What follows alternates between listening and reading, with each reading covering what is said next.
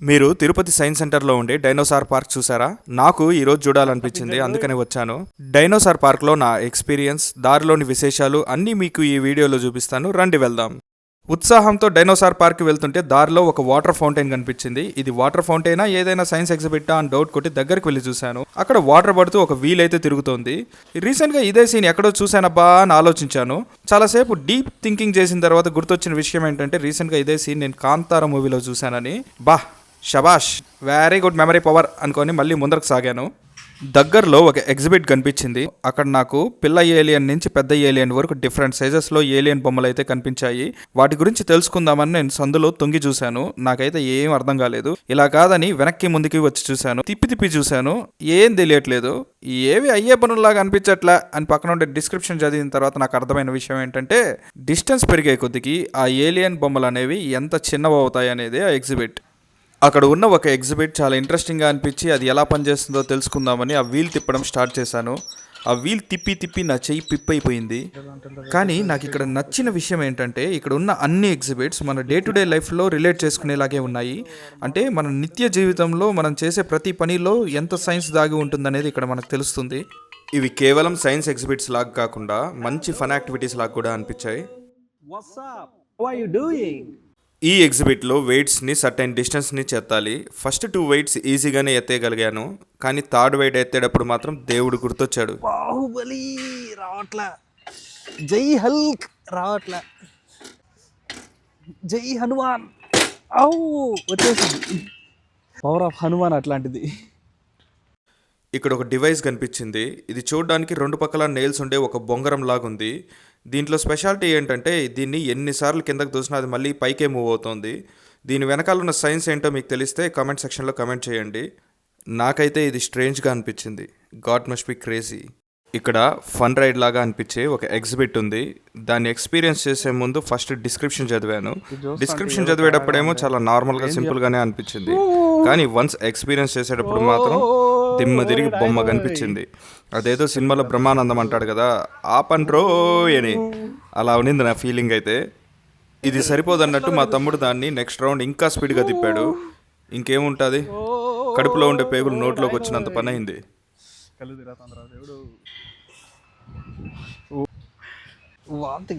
ఆ నాజియా తగ్గేంత వరకు 10 మినిట్స్ అక్కడే రెస్ట్ తీసుకున్నాను. ఆ టైంలో ఎవరైనా కానీ ఒక మంచి పుల్లటి లెమన్ సోడా కల్పిస్తే చాలా బాగుండు అనే ఫీలింగ్ కలిగింది నాకు. నేను నార్మల్ అయ్యాక డైనోసార్ పార్క్ వైపు నడవడం మొదలుపెట్టాను.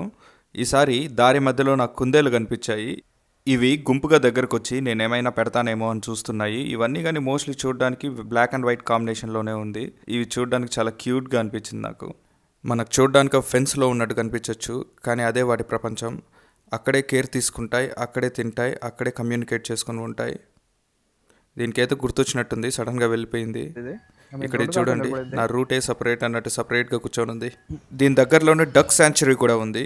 ఈ బాతులన్నీ తలతల్లాడుతూ తెల్లగా మెరిసిపోతున్నాయి. నాకైతే ఈ విషయం అర్థం కావట్లేదు. ఇక్కడ ఇంత మట్టి ఉండి కూడా ఆ బాతులకి ఒక్క మరక లేదు. అలా మరక కాకుండా మెయింటైన్ చేసే టెక్నిక్ ఏదో వాటికే తెలిసిండాలి.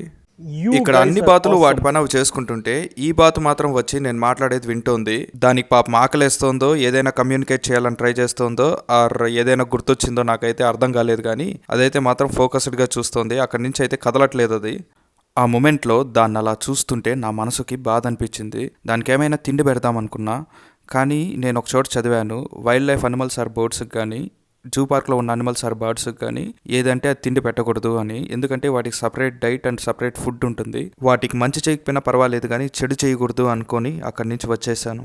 తిరిగి డైనోసార్ పార్క్ వైపు నా నడకను కొనసాగించాను. ఈసారి దారి మధ్యలో మెడిసినల్ ప్లాంట్స్ ఉండే ఒక పార్క్ కనిపించింది. ఇక్కడ ఉండే ఒక్కొక్క మెడిసినల్ ప్లాంట్స్ ఒక్కొక్క పర్పస్ కోసం పనిచేస్తాయి. ఇక్కడ ప్లాంట్ నేమ్స్ ఇంకా ఆ ప్లాంట్స్ దేనికి వాడతారని నీట్గా మెన్షన్ చేశారు. బాగుంది. మనం ముందుకు వెళ్దాం. డైనోసార్ పార్క్కి వచ్చేసాం. ఇక్కడైతే చిరుతపుళ్ళు అయితే తిరుగుతున్నాయంట. ఒంటరికైతే వెళ్ళొద్దండి, గ్రూప్స్కి వెళ్ళండి అని చెప్పేసి అని ఇక్కడైతే రాసున్నారు.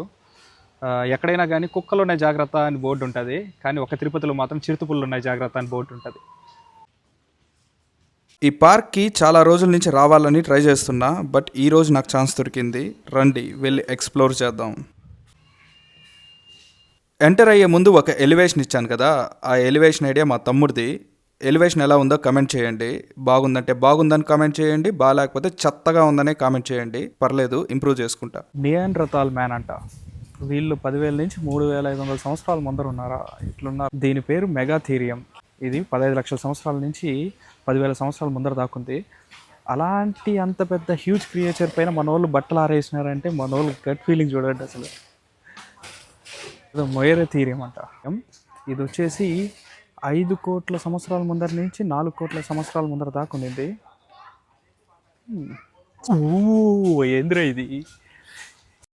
ఈ డైనోసార్కి ఇంట్రడక్షన్ అవసరం లేదనుకుంటా, ఎందుకంటే జురాసిక్ పార్క్ సినిమాలో మనం దీన్ని చాలాసార్లు చూసింటాము. ఇది అప్రాక్సిమేట్లీ 5 కోట్ల సంవత్సరాల ముందర జీవించిన డైనోసార్. ఇదైతే మాత్రం పక్కన అందింది, ఎందుకంటే ఇది గడ్డి తింటుంది కానీ మనుషులు తింటుంది కాబట్టి. చూడడానికి అయితే చాలా క్యూట్గా ఉంది. ఏం లేదులేమ్మా. ఇదేదో రైనోసారస్ జాతికి చెందినట్టుంది. ఓ, రైనోసారస్ ఈ జాతికి చెందినట్టుంది. చూడడానికి అయితే చాలా బాగుంది. ఇది 2 కొమ్ములు ఉన్నాయి దీనికి. నైస్. దీని పేరు మస్కాక్స్. ఇది చూసేదానికి ఇండియన్ బిసాన్ లాగా ఉంది. చూసేదానికి చాలా హెవీగా ఉంది. ఇది ఏంట్రా అంటే దీని పేరు మెగాలోసిరాస్.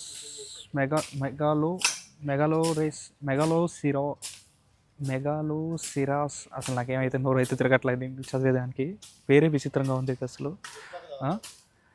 ఇదైతే మాత్రం దగ్గర దగ్గర 15 లక్షల నుంచి 2,500 సంవత్సరాల మధ్యలో అయితే జీవించింది. ఇది చూసేదానికైతే సూపర్గా ఉంది. దీని పేరేంటి, క్రిప్టో కరెన్సీలో ఏదో కాయిన్ పేరు లాగా ఉంది. యూనిట్ ఇథీరియం అంట. అదేదో ఇథీరియం లాగా యూనిట్ ఇథీరియం అంట దీని పేరు. మేబీ ఇథీరియం పేరు దీన్ని చూసే పెట్టింటారు. 40 లక్షల సంవత్సరాల ముందర నుంచి ఉన్నట్టుంది ఇది. ఇది చూసేదానికి ఒంటికి జేజవ లాగా ఉంది. ఇది దీని పేరు బలుచ్ ఇథీరియం అంట. క్రిప్టో కరెన్సీ పేర్లంతా దీని నుంచి కాపీ కొట్టినట్టున్నారు వీళ్ళంతా. దీని పేరు బలుచ్ ఇథీరియం కదా. మా నాయనమ్మని అడిగితే దీనికంటే ఇంకా బెటర్ పేరు పెట్టి ఉంటుంది. ప్యారెట్ అని చెప్పేసి దీని దగ్గరికి పోతే మాత్రం పప్పులో కాలేసినట్టే. ఎందుకంటే మన ప్యారెట్ లాగా వచ్చేసి నార్మల్గా ఫ్రూట్స్ వెజిటబుల్స్ తింటుంది. ఇది వచ్చేసి నాన్ వెజిటేరియన్. ఇది తినేదంతా మాంసమే. సో ఆ కాలంలో కానీ దీని దగ్గరికి ఏదైనా కానీ పోయింటే ప్యారెట్ అనుకొని సట్ట లబక్క నోట్లో వేసుకునేసి ఉంటుంది. దీని పేరు స్మిలోడాన్ అంట. చూసేదానికి డాన్ లాగా ఉంది, పెద్ద పెద్ద కూరలతో. సూపర్గా ఉంది. ఇది వచ్చేసి అందాజుగా ఒక 70,000 సంవత్సరాల ముందర బతికిన జీవిది. నేను వీడియో చేస్తుండగా బ్రో పలకరించారు. ఆయన మన ఛానల్ని సబ్స్క్రైబ్ చేసుకున్నారు. ఆయన కూడా కంటెంట్ క్రియేటర్ అంట. ఆయన చేసిన కొన్ని రీల్స్కి 30,000 ప్లస్ లైక్స్ వచ్చాయి. నాకైతే అమేజింగ్ అనిపించింది. బ్రోతో కాసేపు మాట్లాడి ఆయనకి ఆల్ ద బెస్ట్ చెప్పి వచ్చేసాను. ఇది చూసేదానికి ఏదో ఒక విచిత్రమైన జీవిలాగా ఉంది. దీని పేరేంటో మీకు తెలిస్తే కమెంట్ చేయండి. దీని పేరు యాంకైరోసారస్. ఇది చూసేదానికి షీల్డ్తో ఉంది. ఇది పుట్టేది షీల్డ్తో, ఆర్మర్తో పుట్టినట్టుంది, మన కర్ణుడు లాగా. చూసేదానికి అయితే చాలా బాగుంది. దీని పేరు ఎనాటోసారస్ అంట. చూడడానికి అయితే బాతులాగా ఉంది. మేబీ బాతులు దీని నుంచి ఎవాల్వ్ అయ్యి బాతులు వచ్చింటాయి. చూడడానికి అయితే బాగుంది. రక్తపింజర్ రోయ్, బుస కొడుతుంది రోయ్.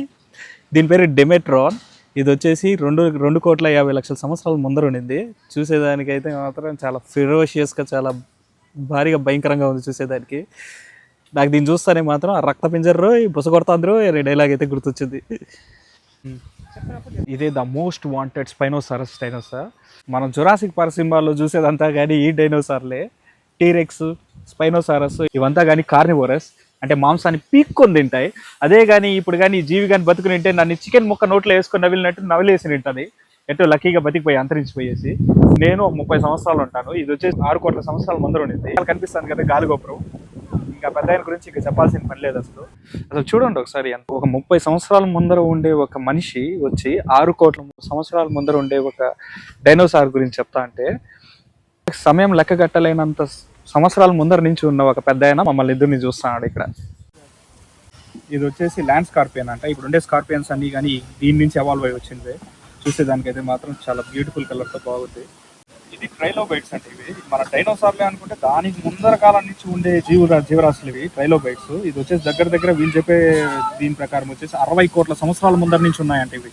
సో డైనోసార్లు అంటే మనకు 6 కోట్ల సంవత్సరాల ముందర నుంచి తెలుసు, కానీ ఈ ట్రైలోబైట్స్ అనేవి 60 కోట్ల సంవత్సరాలు అంటే ఇంకా అర్థం చేసుకోండి. డైనోసార్లకి ఇది వచ్చేసి తాత ముత్తాతలు అని చెప్పుకోవచ్చు.